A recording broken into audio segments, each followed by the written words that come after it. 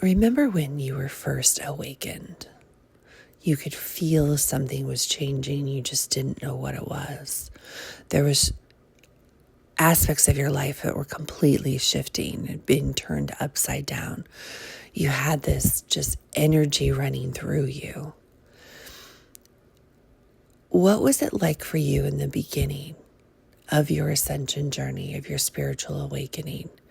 What were some of the tools and tricks and tips and techniques that you used that you've placed in your toolbox or your treasure chest to help you? There's 3 waves of awakening that are happening right now.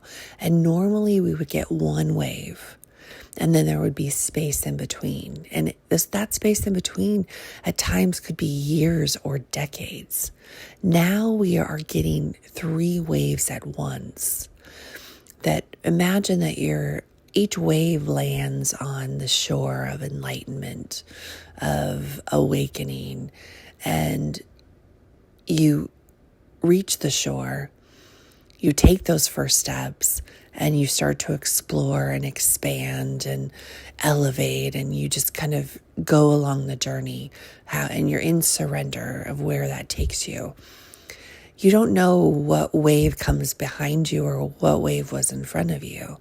You're just here. In some waves, you may recognize people next to you or on the shore that are arriving, but there's this kind of blank slate that comes with it.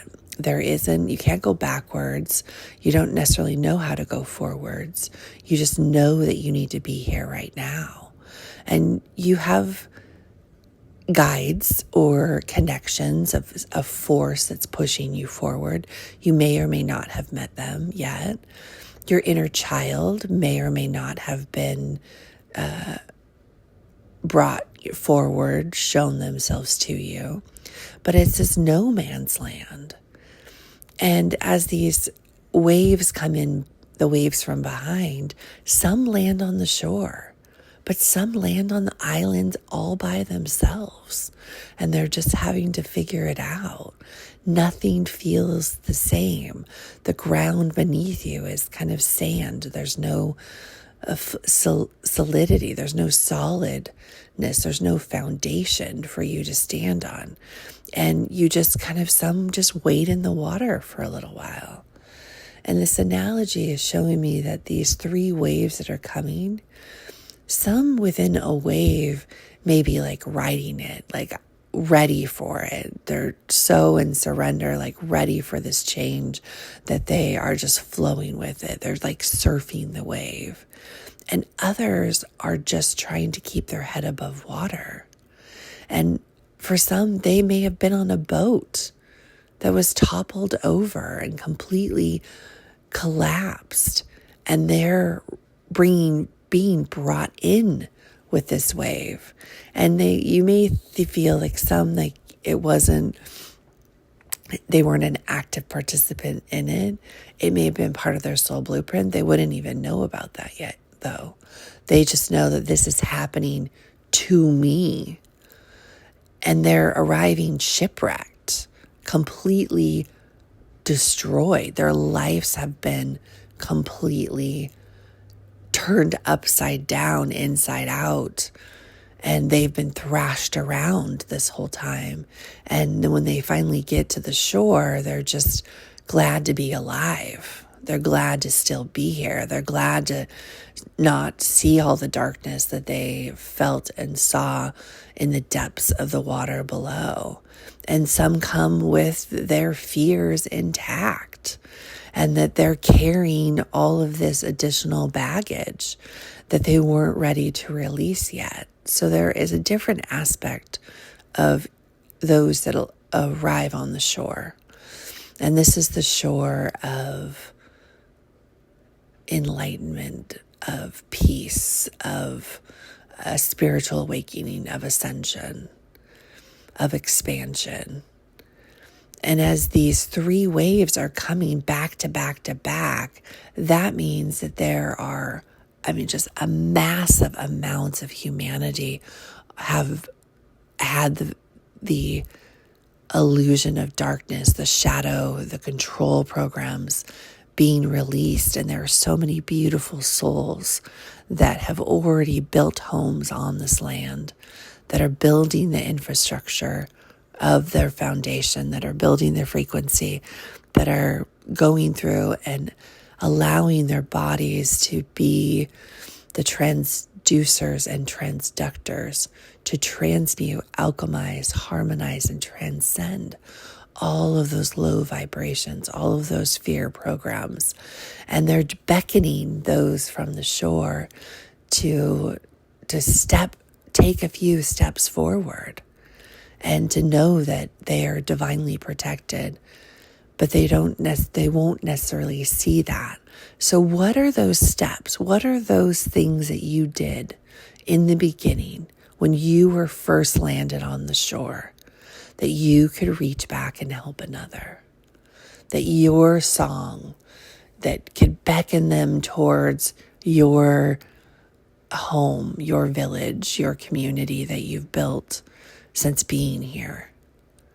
What are the things that you would tell yourself as they reach that shore?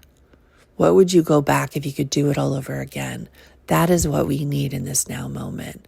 Whether you're dropping it here in the comments, you're stitching this video to share it, you are creating a video and tagging those so we can connect to hear what it is. What were your tips and tricks and tips and techniques that you have added to your toolkit and treasure chest that have got you this far?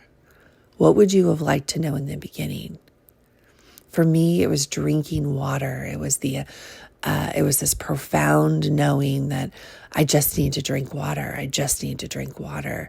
And I was living horizontally on palliative care, end of life care, just wanting to be a part of this world, but feeling like I was leaving it.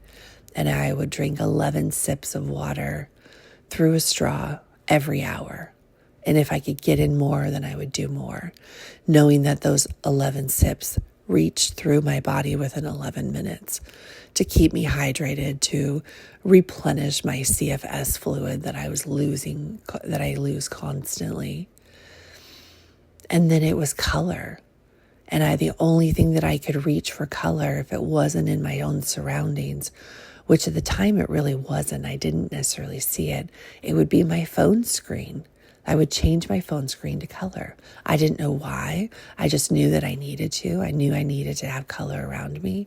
I would follow these pops of color that would come into my vision, especially in the darkest times where I thought, well, maybe this is it. This is when I leave my family. And I would receive a pop of color and a message. Gratitude elevates truth. And so then I would sit here on my pillow and get grateful and just think of all the things I was grateful for. And then it wasn't until much later, which I wish I had known day one, that grounding and taking those steps, even if I needed assistance to get to the grass, but grounding, your body can't hold inflammation in a body that's energetically grounded. So I would go when I finally got to the grass, whether it was just sitting on the stairs with my feet on it, because I couldn't barely stand. And over time, the strength would build. I could stand for a couple minutes, and then I could stand for a couple minutes more. And then I was standing for like a full 10 minutes before my spinal drain would start. And then I learned about the sun and the sunrise and sunset of the gamma rays, the little extra brownie points that help assist your body's natural flow state. And then I would try to get out there for the sunrise or the sunset, basking in the sun. All these little things were just starting to add up. And I remember, though, being on the shore, and I was the shipwrecked. I was the swam through the darkest waters, just excited that my head was still above water and I was still here. And then it just continued to keep going. And if I had known in the beginning that all of this accumulation of these acts of service towards myself would be building that foundation for me to build a home and a community and structure. But I felt like at times I was on that island all alone. I didn't necessarily see or meet others that were on the journey for a while. And I had to travel and go and put myself out of my comfort zone to then start to listen. And I would listen to things that sparked joy within me, or I would receive a kind of a pop of color, a nudge towards it. If my vision changed into color, I knew I was exactly where I needed to be. I didn't have social media at the time. I had no really outside connection beyond my family. And then I found Clubhouse, which was an audio-only app. And then I would get these pops of color of which rooms to go in and who to sit with and who to connect with. And there was just in the very beginning, there was a beautiful soul named April Curry, Akashic April, and her pops of color to be near her and in her rooms were just, I would sit there and I could feel like I was home. And then I would find that in other places. And then when I didn't find that, I started it. I would start these colors, codes, and connections. And we would just talk about all the color that I was learning. And I would just sit in this hug that I felt like it was flowing through me. And it started to build a platform and a community. And this was where I could speak about feargiveness. And feargiveness was this frequency that I was gifted when the darkest moments as this journey began, where it was like, this time will be different. And that was that was the message from spirit and source that I was getting, that this time will be different. And my guides didn't come in the I'm your spirit guide or I'm your higher self. It came in color. There was this bright blue being and a bright green being and a white being. And the only face that I could see was the face of my father-in-law, a past loved one. And when he passed away, right as this whole journey was beginning, he never left me. And I felt like he never left me because I was so close to the other side. That's why I was able to communicate after he left. And he left suddenly, so he was able to share with me where all of his important paperwork was, what we needed to do for his final resting.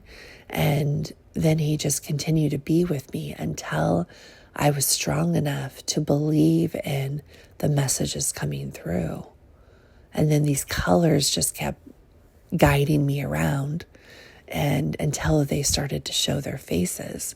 And the first one that I got was the Divine Mother. And not only the Divine Mother as Gaia, Divine Mother as Mother Mary, the Divine Mother as Mother Nature. It was all of these motherings that came forth to show me. And then I met the Divine Father, not only as the Divine Father in Jesus, it was the Sun, it was energy, and it just exploded of this love and this nurturing, and it filled in so many abandonment wounds and father wounds that I had. And then each pop of color would change, and then as I expanded even further, I got to be within the energy of God. And this was the Divine Mother, Divine Father, and God, who were all here in these pops, disguised in these pops of color till I was ready to see them and to feel them. And when God came through, I knew why they were never coming through as the way they were. They were coming through in what I was able to accept at that time, because I had denounced God when I was 13. And I had walked away from the church mentally, energetically, and with my heart. And I stopped praying. I stopped talking to him. And to have him come back, I was like, ooh, no, we're not friends. And then through this awakening, through this journey of color, through the feargiveness frequency, I was able to see that even though I may have left him and cut off contact with him, he was there the whole time. And he was always there wrapping me in a hug, and I was shown very specific moments throughout my life that where I thought I was alone, but he was that guiding light. And then I just surrendered. I remember this triangle opened, this golden triangle, and I was kind of swallowed up into it, into this whole new dimensional frequency. And the world was never the same after that. And that's where and then it just continues to expand. As I think back to those very initial moments of drinking those sips of water, of finding barefoot grounding, of surrounding myself with color, it wasn't, breath work didn't come in until a couple years later. And oh goodness, if I wish I had that at the very beginning. So what is that for you? What are the things that you wish that you had in the very beginning of your awakening, of your expansion, of your spiritual journey? What was that? What would you have needed when you arrived on the shores of this new world that you're building for yourself?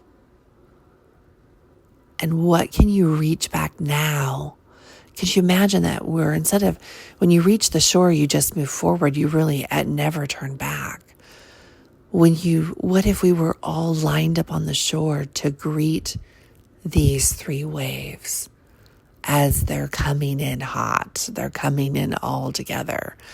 What if we were there to help them up out of the sand, to wrap our arms around them, to help them and guide them like we didn't have necessarily for most and many in the beginning, to let them know that they're not going crazy. And they're not going to have the same experience we did. It will be fast-tracked because of the work you've done to lay the groundwork. There's already paths to communities. There's already paths to different enlightenment stages and expansions and teachings and mystery schools. It's all there already. The foundation has been laid because of you. They don't need to do what we did. They don't need to go through those struggles unless they're on an island and that's what's meant for them. But they will learn how to build a boat, and they will fill that boat with so many beautiful people who may land on their island or be out exploring. They won't be there for long. And this healing is instant. Before it would take months, weeks and months, and maybe even years. Now it's minutes and moments, less than hours, for them to work through the same things that we worked that would took us so long, because we've already been there. We've already have the tools, the sips and tricks and techniques in our toolboxes and treasure chests. Now it's just time for us to open them up and share what that is with this awakening community. Share what that is for those that are just peeking out of the darkness and they're releasing their shadows so they can truly start to see light coming through and color.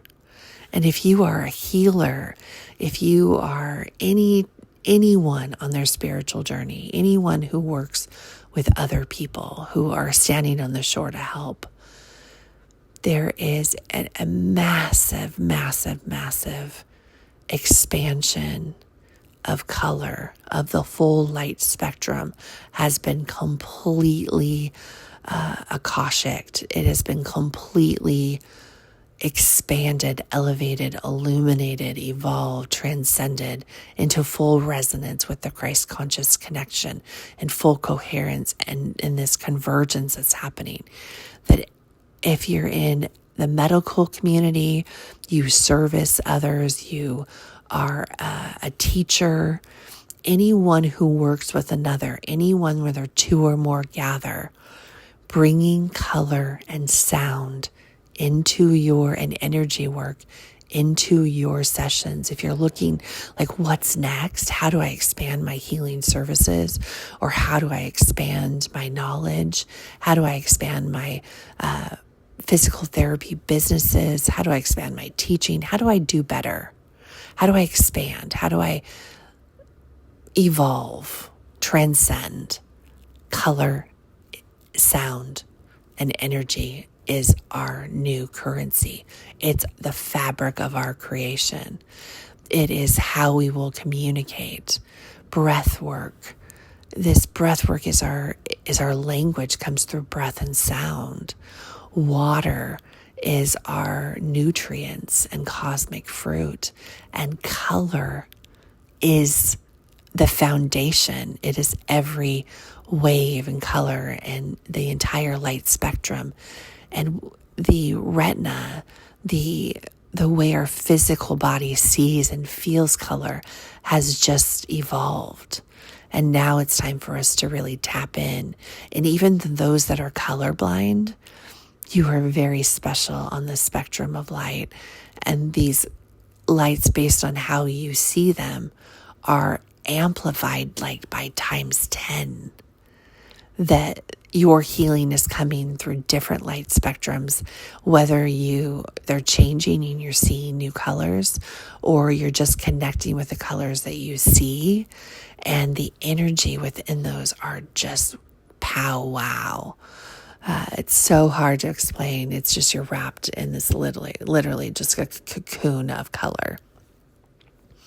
All of this is happening.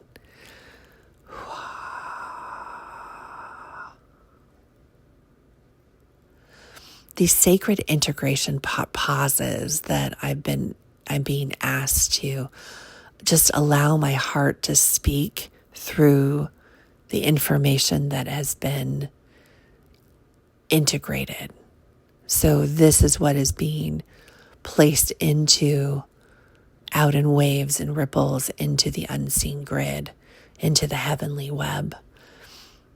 This is what is building the foundational nodes of light, of connection. And each of you that share within this frequency, within this energy, and drop your sips and tricks and tips and techniques that are in your toolbox and treasure chest.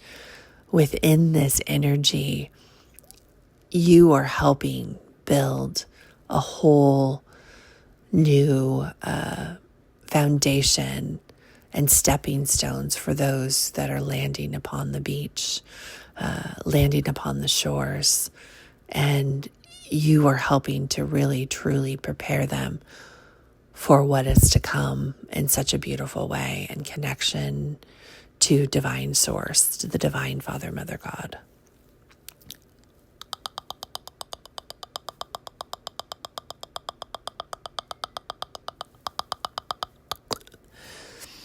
So I'm just going to take a few deep breaths in, and I'm just going to anchor. I'm just anchoring this energy of this sip, of this sacred integration.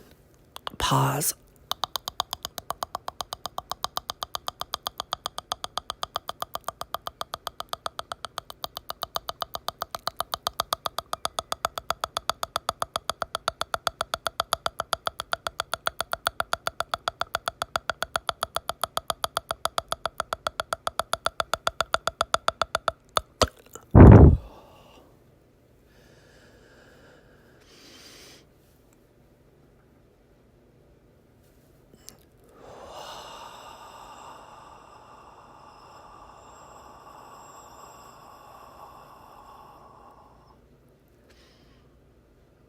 We're sending out gratitude, waves of love and ripples of gratitude to the divine Father, Mother, God, and all that have shown up today to hold us in this hug.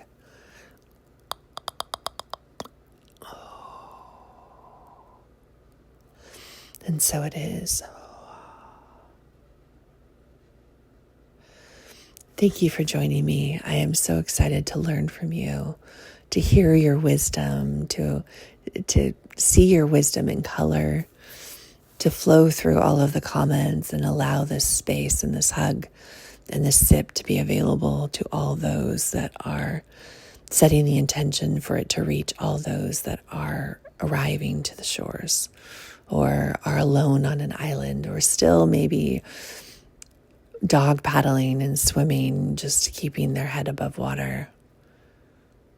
You are safe, you are loved, you are protected, you are divine. I will meet you at the water's edge.